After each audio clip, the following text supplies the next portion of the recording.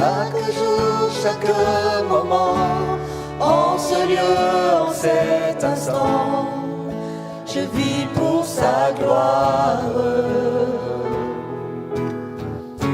Chaque mot, chaque pensée, tout endroit que foulent mes pieds, je vis pour sa gloire. Jésus est tout pour moi, Christ est ma vie, ma joie, mon chemin est tracé pour sa gloire.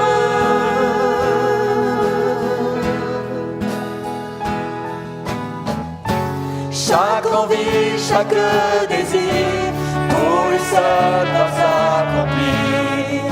Je vis pour sa gloire.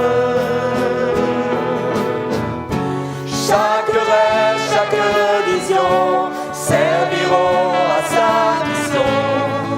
Je vis pour sa gloire. Jésus est tout pour moi. Christ est ma vie, ma joie, mon chemin est tracé pour sa gloire. Il a payé le prix, son amour me suffit. Je suis libre, sauvé pour sa gloire. Non ma volonté, non ma volonté, que ta volonté soit faite, que ta volonté soit faite. Non ma volonté, non ma volonté, que ta volonté soit faite, que ta volonté soit faite. Non ma volonté, non ma volonté, que ta volonté soit faite, que ta volonté soit faite. Jésus est tout pour moi, Christ est ma vie, ma joie, mon chemin est tracé pour sa gloire. Il a payé le prix, son amour me suffit. Je suis libre, sauvé pour sa gloire. Non ma volonté, non ma volonté, que ta volonté soit faite, que ta volonté soit faite. Non ma volonté, non ma volonté, que ta volonté soit faite, que ta volonté soit faite. Non, Jésus est tout pour moi, Christ est ma vie, ma joie, mon chemin est tracé pour sa gloire. Gloire au Seigneur, heureux de pouvoir ensemble se retrouver, à nouveau partager la parole de Dieu. Et j'aimerais vous lire juste un verset de la Bible qui peut être considéré comme un verset clé de la parole de Dieu parce qu'il aborde un sujet essentiel. C'est ce verset qu'on trouve dans l'Épître aux Romains, chapitre 12, verset 2. Il est dit « Ne vous conformez pas au siècle présent, mais soyez transformés par le renouvellement de l'intelligence, afin que vous discerniez quelle est la volonté de Dieu dans ce qui est bon, agréable et parfait. Et il y a la version français courant qui a traduit ce verset de cette manière: ne vous conformez pas aux habitudes de ce monde, mais laissez Dieu vous transformer et vous donner une nouvelle intelligence. Ça, c'est l'œuvre primordiale que Dieu désire accomplir dans la vie de chacun, non pas de nous faire changer de religion pour que nous devenions membres d'une église, même évangélique, mais le grand projet de Dieu pour chacun d'entre nous est de nous transformer. Et dans le texte original, le mot transformer qui est employé ici a donné en français le mot métamorphose. On aurait pu traduire ce verset de cette façon: laissez Dieu vous métamorphoser. Et par définition, une métamorphose, c'est un changement complet et radical. Quand la Bible emploie ce terme, ça désigne une personne profondément changée, déjà dans son être intérieur, dans son caractère, et même aussi dans son aspect extérieur, parce qu'il rayonne de la paix, de la joie du Seigneur. À partir du moment où Christ devient notre Seigneur et Sauveur, se produit un véritable miracle intérieur, puisqu'on fait l'expérience de la nouvelle naissance. On reçoit une nouvelle nature qui nous est communiquée par le Saint-Esprit. Et à partir de cette expérience, il y a un processus de transformation, de métamorphose qui s'opère en nous et qui fait qu'on devient une nouvelle personne. On a d'ailleurs dans la nature un exemple significatif de métamorphose, c'est celui de la chenille qui se transforme en papillon. C'est surprenant de voir une chenille qui souvent est couverte de poils, qui rampe à terre et qui, à un moment donné, va tisser un cocon autour d'elle. Et quelque temps après, il sort de ce cocon un papillon dont les ailes peuvent être d'une couleur exceptionnelle. Ça n'a plus rien à voir avec la chenille, c'est un changement complet, c'est une métamorphose. Les biologistes sont capables d'expliquer scientifiquement ce processus de transformation. Néanmoins, les êtres humains sont incapables de changer une chenille en papillon. Ça, c'est le miracle de la nature, et c'est ce Dieu, le Dieu de la Bible, qui en est l'auteur. Et ce Dieu qui, quotidiennement, dans la nature, peut métamorphoser une multitude de chenilles en papillons, c'est aussi celui qui veut métamorphoser l'être humain, en faire un être nouveau, une nouvelle créature qui commence par ce que la Bible appelle la nouvelle naissance. Vous savez que le premier miracle que Jésus a accompli quand il a commencé son ministère public a été un miracle de transformation, puisqu'il a changé l'eau en vin aux noces de Cana. Et ce n'était pas juste pour montrer de quoi il était capable de faire, mais au travers de ce miracle, Jésus montrait ce qu'allait être son ministère, un ministère de transformation.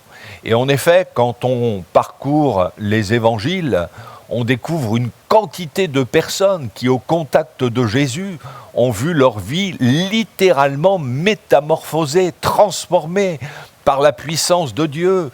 Des gens issus de toute origine, de toute race, de tout rang social, riches comme pauvres, des religieux comme des gens de mauvaise vie, tombés au plus bas. Dans les évangiles, on a l'exemple de cet homme de la région de Gadara qui était lié par plusieurs démons. Il était sous la domination des puissances des ténèbres qui l'amenaient à s'autodétruire. Il vivait dans les sépulcres, poussant des cris, complètement en marge de la société, vivant dans l'impudicité, puisqu'il ne portait, nous dit la Bible, aucun vêtement. On pourrait se dire, c'est un cas extrême. Mais vous savez, encore aujourd'hui, surtout avec l'engouement qu'il y a pour les pratiques occultes, il y a certainement plus de gens qu'on ne pense qui sont liés par des mauvais esprits qui les amènent à vivre dans l'impureté, la violence, qui s'autodétruisent. Et pour revenir à ce récit des évangiles, les gens du pays avaient bien essayé de le maîtriser, mais il était animé d'une telle force démoniaque que personne, nous dit la Bible, n'avait la force de le dompter. Quelqu'un, en fin de compte, d'irrécupérable pour la société. Peut-être pour la société, mais en tout cas pas pour le Seigneur Jésus. Parce que pour lui, il a suffi que cet homme soit au contact du Fils de Dieu, qui va s'adresser avec autorité aux démons, leur ordonnant de sortir pour qu'instantanément ils soient délivrés. Et quand les gens du pays sont venus voir ce qui se passait, ils ont trouvé cet homme non plus agité, mais assis calmement aux pieds de Jésus. Il n'y avait plus de traces de violence, et ça, c'est l'œuvre de Jésus, qui peut faire d'un homme violent un homme doux, calme, qui avait retrouvé son bon sens et même la notion de la décence puisqu'il était vêtu. Pour cet homme de Gadara, on peut dire qu'il y a eu une métamorphose, une transformation. C'est l'apôtre Paul qui, dans cette même épître aux Romains, au chapitre 1er, verset 16, écrit « Car je n'ai pas honte de l'Évangile, c'est une puissance de Dieu pour le salut de quiconque croit. » On annonce l'Évangile, mais ce n'est pas juste des paroles d'hommes. Il y a vraiment une puissance derrière ce message, puissance de salut, de pardon, de délivrance, de guérison, mais aussi une puissance de transformation qui s'opère dans la vie de ceux et de celles qui croient. Et comme ce n'est pas un évangile du passé que nous prêchons, nous croyons encore aujourd'hui à cette extraordinaire puissance de transformation qui peut changer les cœurs, même les plus rebelles, les caractères les plus durs, qui peut libérer des péchés les plus tenaces, des passions, des addictions les plus fortes. Nous croyons, comme le dit la Bible, dans la deuxième épître aux Corinthiens, au chapitre 5, verset 17, il est dit « Si quelqu'un est en Christ, si quelqu'un a vraiment donné sa vie à Jésus-Christ, le reconnaissant comme son Seigneur et Sauveur, dans la foi et la repentance, s'étant vraiment repenti de ses péchés, eh bien la Bible affirme, il est une nouvelle créature, c'est-à-dire il devient une nouvelle personne, un homme nouveau, une femme nouvelle, transformé par la puissance du Saint-Esprit. Et ce verset nous dit, les choses anciennes sont passées, toutes choses sont devenues nouvelles. Et ce n'est pas seulement il y a 2000 ans, mais encore aujourd'hui, il y a une multitude de personnes qui peuvent rendre ce témoignage, qu'au jour où ils se sont convertis à Christ en l'acceptant comme Sauveur et Seigneur dans la foi et la repentance, eh bien ils ont vu leur vie transformée, bouleversée. Ils ont été, pour certains, délivrés de leur passion, l'alcool, la drogue, la haine qui les tenait, du mensonge, du vol, de l'immoralité, pour vivre en Jésus-Christ dans la sainteté, dans la vérité. On ne peut pas expliquer une telle expérience, sinon par le fait que c'est un miracle. Et cette transformation, Jésus l'appelle la nouvelle naissance, comme il le dira à un homme religieux nommé Nicodème. Dans l'Évangile selon Jean, au chapitre 3, verset 8, il dit « Le vent souffle où il veut, et tu en entends le bruit, mais tu ne sais d'où il vient, ni où il va. Il en est ainsi de tout homme qui est né de l'Esprit. » Le vent, on ne sait d'où il vient précisément, mais quand il souffle, on en ressent les effets. De même, on ne peut pas expliquer d'une manière rationnelle la nouvelle naissance, mais une chose est sûre, c'est qu'à partir du moment où l'on donne sa vie à Jésus-Christ, par l'action de son esprit et de sa parole, le Seigneur nous transforme. Il change notre mentalité, notre manière de nous comporter. Et encore aujourd'hui, Seigneur peut accomplir de tels miracles. L'une des transformations les plus marquantes de l'histoire de la première Église, c'est celle de Saul de Tarse, qui deviendra par la suite l'apôtre Paul. Un homme, nous dit la Bible, qui respirait la menace et le meurtre. Il persécutait l'Église à outrance. Aujourd'hui, on dirait un intégriste religieux, persuadé, en faisant cela, de servir la cause de Dieu. Pourtant, sur le chemin de Damas, le Seigneur va se révéler à lui d'une façon extraordinaire.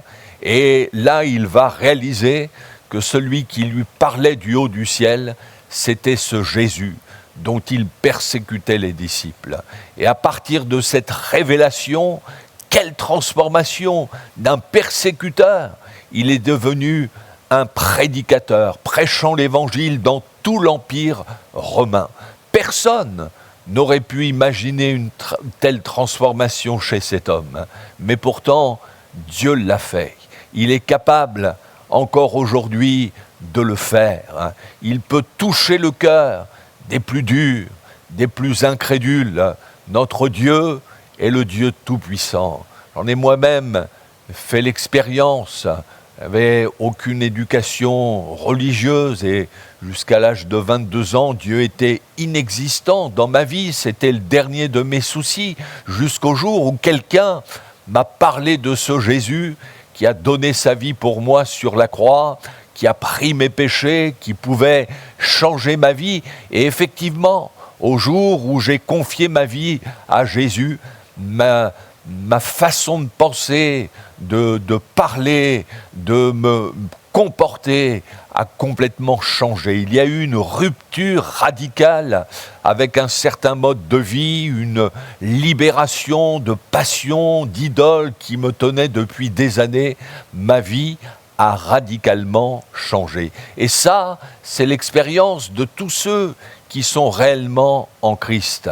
Il y a une transformation qui doit s'opérer. Alors bien sûr, tout le monde n'a pas le même parcours, mais même si nous avons eu un comportement honorable jusqu'à ce jour, nous avons néanmoins tous besoin de vivre, chacun à notre niveau, une métamorphose. C'est d'ailleurs un homme religieux nommé Nicodème à qui Jésus va parler de la nécessité de naître de nouveau en lui disant dans l'Évangile selon Jean, chapitre 3, verset 3, « Si un homme ne naît de nouveau, il ne peut voir le royaume de Dieu. » Nicodème, ce n'était quand même pas n'importe qui, un docteur de la loi qui connaissait la parole de Dieu et qui l'enseignait au peuple. C'était un homme pieux qui, sans nul doute, priait régulièrement. Pourtant, Jésus va lui faire comprendre que toutes ses qualités, ses vertus n'étaient pas suffisantes pour entrer dans le royaume de Dieu.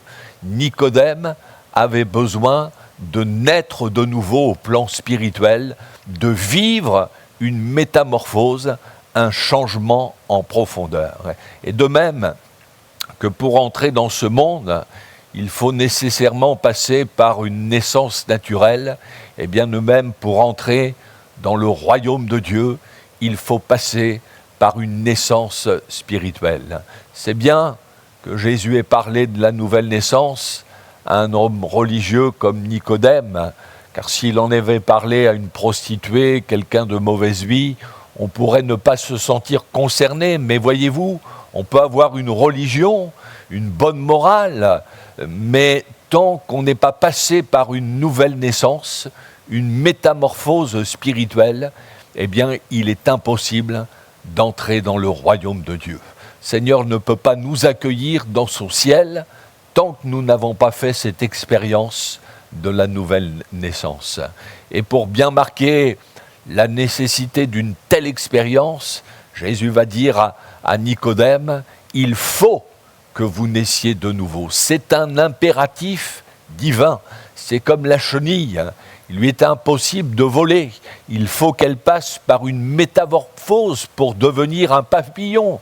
C'est bien pour nous aussi d'écouter la parole de Dieu, de pouvoir chanter des cantiques, Mais ça ne suffit pas. Si on ne vit pas cette transformation, cette métamorphose intérieure, ce changement de nature, on ne peut pas accéder au ciel. Il est impératif de vivre la nouvelle naissance. Comprenons bien que cette transformation qui s'opère en nous au jour où l'on se tourne vers Christ ne veut pas dire pour autant qu'on est devenu parfait. Quand l'apôtre Paul nous dit que si quelqu'un est en Christ, il est une nouvelle création, les choses anciennes sont passées, ou encore sont en train ou continuent de devenir nouvelles. C'est pas seulement au jour de la conversion que Dieu fait une œuvre de transformation dans notre vie, mais c'est continuellement qu'il veut poursuivre cette œuvre, créer dans notre cœur des choses nouvelles, de nouveaux sentiments, de nouveaux désirs, une nouvelle façon de voir les choses. Au jour de la conversion, oui, instantanément, une nouvelle nature nous est communiquée par le Saint-Esprit, mais ensuite, on entre dans un processus de transformation qui va se poursuivre quotidiennement. Et le grand projet de Dieu, c'est de nous rendre semblables à son Fils Jésus. La Bible nous dit, dans l'Épître aux Romains, chapitre 8, verset 29, que Dieu nous a prédestinés à être semblables à l'image de son Fils. Alors, s'il n'y a que Dieu qui peut faire cette œuvre de transformation en nous, seulement elle n'est pas automatique. Elle ne peut se faire que si nous aspirons vraiment à ce changement. C'est pour cela que Paul nous dit « Laissez Dieu vous transformer ». Dieu ne fera jamais quelque chose dans notre vie si nous ne le voulons pas. Si on est satisfait de soi-même et qu'on pense qu'on est bien comme ça, ou que ce sont surtout les autres qui ont besoin de changer, le Seigneur n'agira pas contre notre volonté. C'est vrai que le Seigneur nous accepte tels que nous sommes, mais pas pour que nous restions ainsi dans nos péchés, mais pour qu'ensuite nous devenions comme lui veut que nous soyons, c'est-à-dire une nouvelle créature, libérée de l'emprise du péché.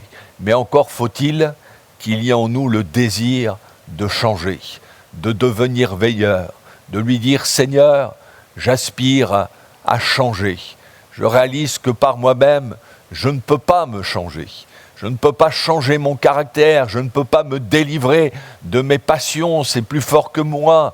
Mais Seigneur, viens me transformer, viens me façonner, viens faire ton œuvre en moi. Je veux être à ton image, je veux devenir une nouvelle créature. » Et c'est en ayant de telles dispositions de cœur qu'on va permettre au Seigneur d'agir en nous et de nous métamorphoser. Tout être humain a besoin de vivre une transformation, une métamorphose, parce que le péché nous déforme, il salit notre cœur, il fausse nos sentiments, nos relations avec les autres.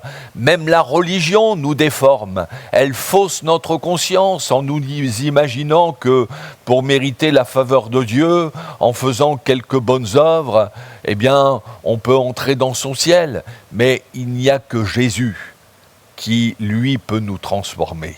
C'est la raison pour laquelle il a donné sa vie pour nous sur la croix, pour que tous ceux qui croient en lui puissent voir leur vie changer.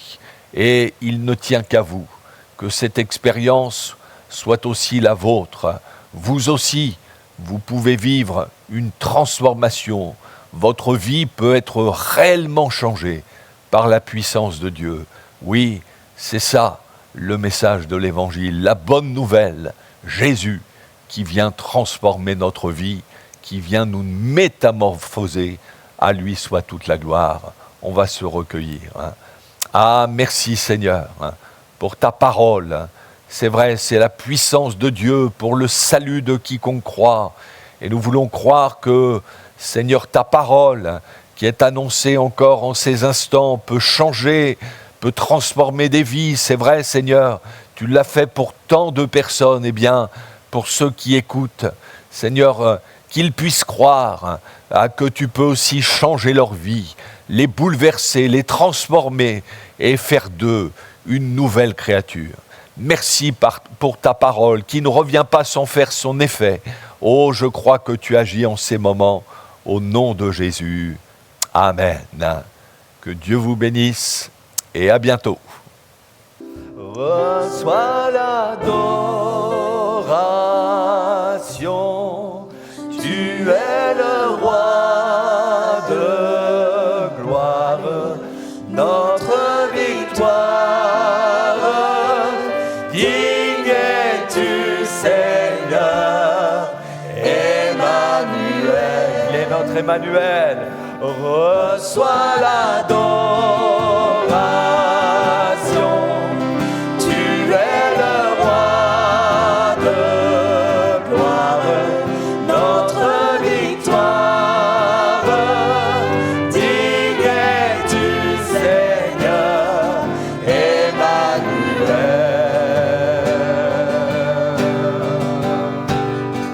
Dieu de lumière élevé dans les cieux, rempli de grâce et de paix, environné de louanges et de feu, gardien de l'éternité. Pourquoi quitter ce palais de bonheur pour un sentier de misère? Par quel amour les chemins de ton cœur ont su trouver nos prières. Reçois l'adoration, tu es le roi de gloire, notre victoire. Digne es-tu, Seigneur, Emmanuel.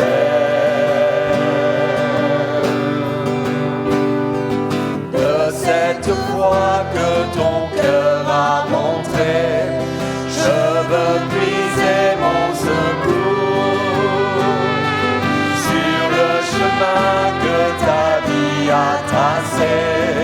Je marcherai chaque jour. Garde mes yeux des attraits de ce monde, garde-moi près de la croix, en ce lieu saint où mon âme est féconde, d'humilité et de joie. Reçois l'adoration, tu es le roi de gloire, notre victoire. Digne es-tu, Seigneur, Emmanuel. Reçois l'adoration. Tu es le roi de gloire, notre victoire. Digne es-tu, Seigneur, Emmanuel.